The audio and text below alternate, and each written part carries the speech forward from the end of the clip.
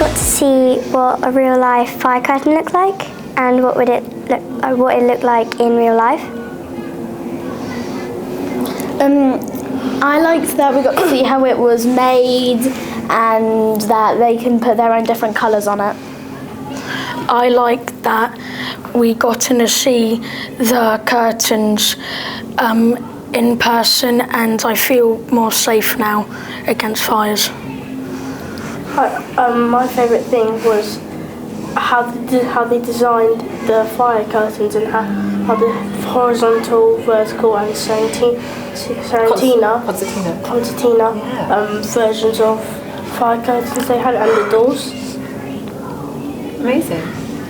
My favourite part of today was, I feel like we were really lucky to have the opportunity to come and visit a factory really close to our school. And our classroom looks across the river, doesn't it, to this factory? Yeah. And we had no idea what it was for or what it builds, and we hadn't even really thought about it. No, so it was just really exciting for us and for the children to have the opportunity to come and have a look around and see manufacturing taking place in the UK, seeing something being made and something really exciting that helps save people's lives. And also it ties in really well with our topic, doesn't it? Because we've been learning about patents and copyright and the progression of technology throughout time as part of our history. And also trademarks. And trademarks we've learned about as well, yeah.